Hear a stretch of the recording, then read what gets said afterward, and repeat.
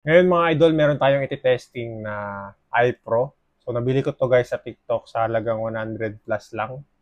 So te-testing natin siya sa 530 FPS. Tapos bala natin is 0.48 BBs. So tignan natin kung kakayanin niya. Let's go. Dito mga idol, iti-testing muna natin siya sa chrono. So sa mga di nakakaalam guys, dito natin ma-measure kung gaano kalakas yung airsoft natin.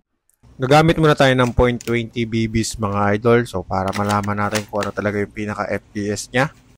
Sa first shot natin mga idol, umabot siya ng 530 FPS. So ang pinaka-original talaga na FPS nito mga idol is 550. Dahil matagal natin hindi na nagagamit, pwedeng bumaba, pwede ring tumaas. Sa second shot mga idol, 539 and sa third shot, 534. Ngayon mga idol, gagamitan na natin siya ng mabigat na bala. So ito na yata ang pinakamabigat na bala sa airsoft. Iti-testing natin mga idol magkabilaan. So sa kaliwa at saka sa kanan na natin siya titirahin. Dahil may kamahalan tong bala na to mga idol, dalawang shot lang tayo. So sapat na siguro yung tag-iisang shot para malaman natin kung kaya niya bang saluin tong 530 FPS na naka 0.48 BBs. So point blank testing nga pala tayo mga idol, no. Ang pagitan lang nito mga idol is 2 inches. So testing na natin.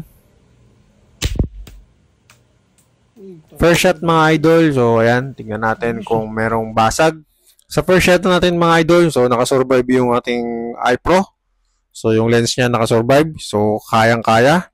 So ang problema lang mga idol is ayun, nadalo yung kanyang frame. Siguro sa sobrang lakas ng impact, no? So 530 FPS kasi yan mga idol.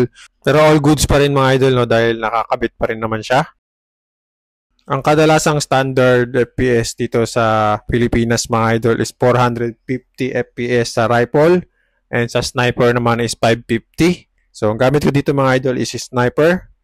So malakas yan mga idol, no? 530. So ito testing naman natin mga idol sa may bandang kanan. Second shot tayo. Yun, nakasurvive na naman mga idol. So kitang-kita naman natin, hindi nabasag.